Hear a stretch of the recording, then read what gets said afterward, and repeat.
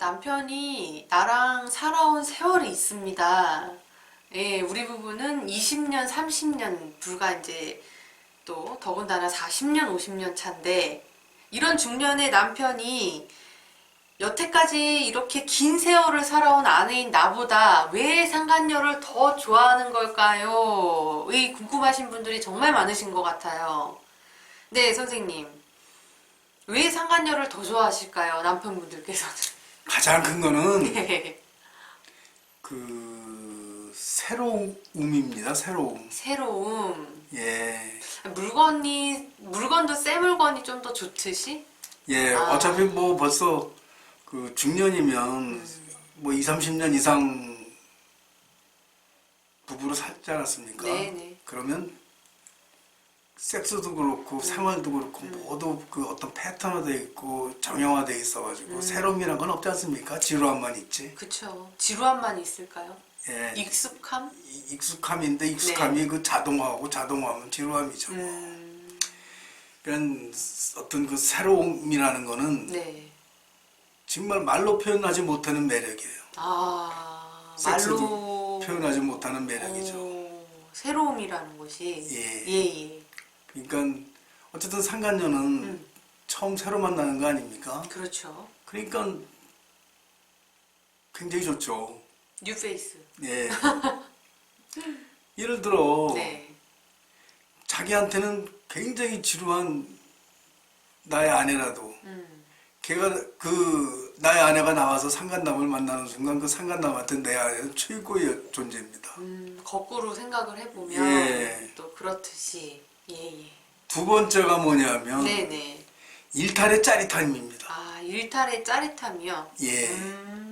일탈을 하면 안 되겠지만 네네. 모든 인간이 그 도덕적이진 않잖아요. 남들하고 상대할 땐 도덕적이지만 뒤로 가면 다 비도덕적인 걸 더 좋아해요. 네네. 그래서 그 아내가 아주 도덕적으로 밖으로 내세울 수 있는 공식적 존재라면 네네. 뒤로 숨겨놓은 비공식 존재는 정말 내가 숨겨놓은 보석이죠. 그리고 그 사람과는 어떤 형태라도 네. 그 섹스라 하더라도 도덕적 규제를 받지 않으니까 모든 걸 마음대로 할 수 있지 않습니까? 자기가 상상하는 모든 걸 둘이서만 맞는다면 모든 걸 다 하거든요. 어떤 성적 취향, 네. 뭐 가벼운 SM이라든가 어떤 판타지라든가 뭐 등등 많죠. 근데 왜 안 좋아해요?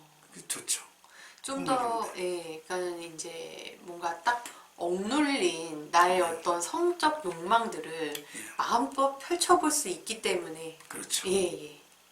그러면 또 다른 이유도 있을까요?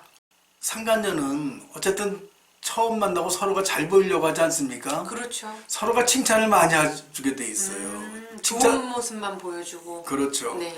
아, 칭찬하지 않으면 그걸 왜 만납니까? 그 같은 소리를 아내한테도 듣는데. 그러니까 그 상간녀를 만나면 네. 중년에 잃어버린 그 남성성을 확인해줘요. 아, 남성성을 확인해 준다고요? 예. 아직도 난 남자구나 말이지. 아직도 나는 매력이 있는 남자구나. 그 새로운 여자한테서? 예. 아, 이거 큽니다. 크다고요. 예. 아내한테 가면 그 구박만 받다가 밖에 나오면 대우만 받는데. 아, 그런가요? 예. 예, 근데 그거를 이제 아내인 나한테 확인을 하면 되지, 왜 굳이 다른 여자한테 꼭 확인을 해야 되나요?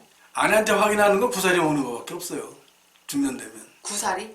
예. 아, 쿠사리? 예. 싫은 소리 듣고 잔소리 예, 듣고. 예, 아, 같은 말을 해도 그냥 쏴대죠.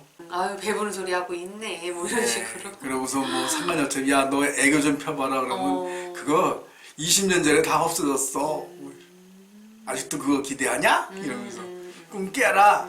이제 뭐 막 그러죠. 아, 이게 좀 약간 좀 씁쓸한데요. 현실입니다. 씁쓸하지만 현실이다. 한 30년 살아보면 네네. 그렇게라도 대화라도 하면 다행이에요. 그냥 대화도 안 하고 그냥 너 따로 나 따로 놀고 그럴 때도 많죠. 그런 네. 부분도 많아요. 네. 예, 그러면은 상간녀를 좀 더 좋아하는 심리에는 첫 번째는 이제 새로운 것, 그다음에 이제 두 번째는 이제 일탈할 수 있다는 것, 성적 판타지를 마음껏 실현해 볼 수 있다는 것, 그리고 세 번째는 남성성의 확인 등이 있다. 예. 예, 이게 원인이라고 볼 수 있는데요. 네, 그렇다면 해법에는 어떤 것들이 있을까요? 대체로 보면 아내분이 이거 가지고 이제 남편의 그 외도로 걱정들을 하잖아요. 네. 그건 세 가지죠. 세 가지? 예, 해법? 첫째로 이혼입니다. 이혼. 예. 네네. 근데 중년에 이혼 쉽지 않아요. 재산 분할, 자식 반대 등등이 있어가지고 네. 중년 이혼 결코 쉽지 않습니다. 차라리 이혼하느니 조론하고 말지. 그럼 두 번째 방법은 조론이 될까요? 뭐 조론이라기보다 조론의 형식을 통해서 네. 서로 간의 자유를 찾는 겁니다. 서로 간의 자유? 예. 맞바람 말씀하시죠? 맞바람이라고 얘기해야죠. 네. 예. 그러니까 이제 서로 이제 이성을 따로 만나면서 그 남편에게 그 상간녀도 네. 만약에 유부녀라면 네. 어느 남편의 아내입니다. 그렇죠. 거기도 지루함이 있어가지고 서로 간에 별 상대를 안 하고 있었을 거거든요. 네네. 그러다가 와서 이 남자를 만나서 최고의 상간녀가 되는 건데 그 여기에 그 아내 되는 사람도 밖에 나가서 상간녀가 되는 순간 네. 그 남자한테는 그 상간녀한테는 최고의 여자가 아니겠습니까? 똑같죠. 네. 그러니까 어떻게 보면 맞바람 피는 것도 비도덕적이지만 저희는 그 심리 상담을 위주로 하기 때문에 이 도덕적 기준은 잘 안 세우고 심리적 기준을 많이 세우거든요. 네네. 심리 치료 효과로서는 괜찮아요. 이 맞바람이 심리치료 효과로 괜찮다. 6, 70년을 같이 사는데 네. 꼭 한 사람이 한 사람하고만 사는 게 도덕이라고는 그게 꼭 옳은 건지는 저도 모르겠습니다. 모르겠고 어쨌든 그 어떻게 보면 맞바람 피는 것도 한 심리치료의 한 방법일 수 있다고 생각합니다. 네. 그럼 세 번째 방법에는 어떤 게 있죠? 첫째로 네네. 그 아내분이 정말로 그 매력 있는 여자가 돼야 돼요. 매력 있는 여자가 되라. 예. 예. 그 이 매력에는 세 가지가 있습니다. 성적인 매력이 있고 네네. 두 번째로 네. 그 사랑의 매력이 있습니다. 사랑의 매력이요? 예, 모성애적 사랑. 엄마처럼. 예. 네네. 그 세 번째로는 대화가 잘 돼야 됩니다. 대화. 예. 네. 그 남자건 여자건 자기를 알아주는 사람을 위해서는 목숨을 내놓는다고 그랬거든요. 그건 대화를 통해서 이루어지고 어려운 건 모두 대화를 통해서 하거든요. 그러니까 대화가 잘 되는 사람 이상 좋은 사람이 없는데 하여튼 매력 있는 여자는 그렇게 세 가지 조건을 구비합니다. 성적인 매력, 사랑의 매력, 그것도 모성애적 사랑, 그리고 대화. 네, 세 번째로 이제 대화를 말씀해 주셨는데요. 이런 아내분들 계실 겁니다. 우리 남편은 내가 말만 하려고 하면 피해요. 입을 닫아요. 말을 안 해요. 그러니까 그럴 때는 그 어떻게든지 네. 그 적극적으로 그 대화를 하려고 노력을 하셔야 됩니다. 어떤 주제를 만든다거나 네네. 그 사실은 보면 네. 말을 피할 때 네. 논점이 빗나가서 그 대화가 안 돼서 그런 거지. 그 오래 산 중년 부부라도 네. 속으로 말이 못하는 말 무지 많거든요. 오히려 더 망설일 때가 많아요. 네. 그거를 솔직하고 담백하게 얘기해서 우호적으로 얘기하면 다 나옵니다. 좀 적극적으로 예. 대화를 시도를 하면 된다. 예, 그 다음에 두 번째가 네. 섹스 능력의 회복입니다. 섹스 능력의 회복. 예. 예. 이 시기에 그 중년 부부의 5, 60%가 네. 그 섹스. 섹스리스 부부인데 예. 그 이유가 보면 대체로 그 여자가 폐경을 핑계 삼아서 다 거부해요. 그러면서 섹스리스 부부가 되는 경우가 많은데 네네. 그거를 여성이 하지 말고 좀 더 적극적으로 해야 됩니다. 이때 그 폐경으로 인해서 예. 신체 구조, 질 구조나 뭐 등등 변화가 왔을 때 네. 산부인과를 가서 그걸 다 고치세요. 돈 얼마 안 들어요. 네네. 그러니까 그렇게 하고 그 다음에 적극적 동참하는 섹스가 돼야 됩니다. 그거는 뭐냐면 네네. 첫째, 오르가즘의 표현이 과감해야 되고 그리고 참여를 해야 됩니다. 참여요? 예, 성적 테크닉에서 좀 더 과감히 참여해야 됩니다. 네네. 그리고 뭐 이때 여태까지 뭐 가령 권장사항은 아닙니다. 네. 뭐 애널섹스 같은 걸 안 했다면 뭐 시도해 보시고 그 의외로 남자들 좋아하는 사람들이 많거든요. 새로 그리고 실제로 어떻게 보면 새 세계일 수도 있고 뭐 등등 이러한 것과 마찬가지로 새로운 방법과 새로운 테크닉과 그 과감한 표현 이런 걸 통해서 그 성적인 생활을 개선하고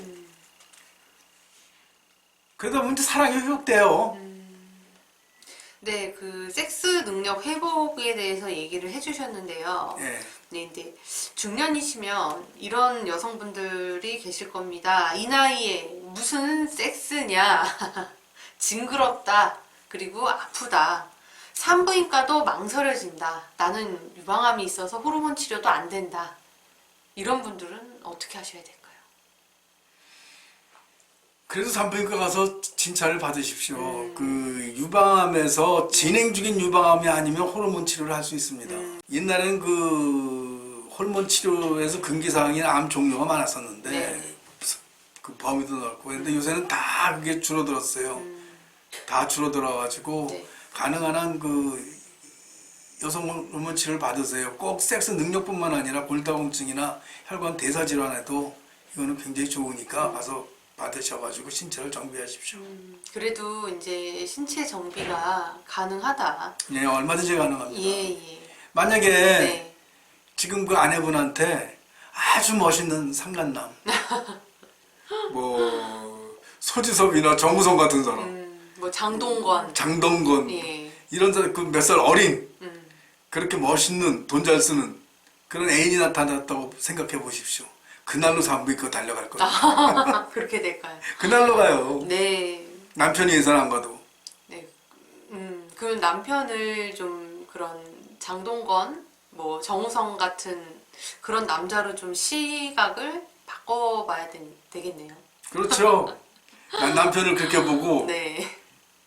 그리고 그 남자분도 그래요. 그 자기 그 와이프가 김희애라고 생각하면 끝내주는 거 아니에요? 좀 그 살도 좀 빼고 네네. 신체 좀 정비하시면 되죠. 네네. 중년의 남편이 아내인 나보다 상간녀를 더 좋아하는 심리에 대해서 알아봤습니다. 예, 아까도 얘기를 드렸지만 이 원인에는 이제 새로움을 추구하는 인간의 심리가 있고요. 이제 그리고 또 일탈하고자 하는 것, 그다음에 남성성을 확인하려고 하는 마음이 있는데요. 해법으로는 첫 번째로는 이제 이혼이 있겠고요. 근데 중년에는 이혼은 쉽지 않습니다. 예. 두 번째로는 이제 조론, 그리고 뭐 서로 간에 자유를 주는 방법이 있겠는데 이 방법은 이제 정신적 치료로는 효과가 있지만 가정에 위협이 될 수 있기 때문에 예, 좀 고려를 많이 해보셔야 되는 방법이고요. 맞습니다. 예. 세 번째로는 화합하는 방법이 있습니다. 네, 부부간에 사랑을 다시 회복을 하시고 섹스리스라면 여성분들 같은 경우에는 산부인과로 가서 신체를 정비하시고 이렇게 두 분의 관계를 좀 회복할 수 있는 또 아내분께서는 매력 있는 중년 여성이 되신다면 네, 충분히 화합이 가능하다고 볼 수 있겠죠? 예. 네. 네, 좋은 말씀 감사합니다. 감사합니다.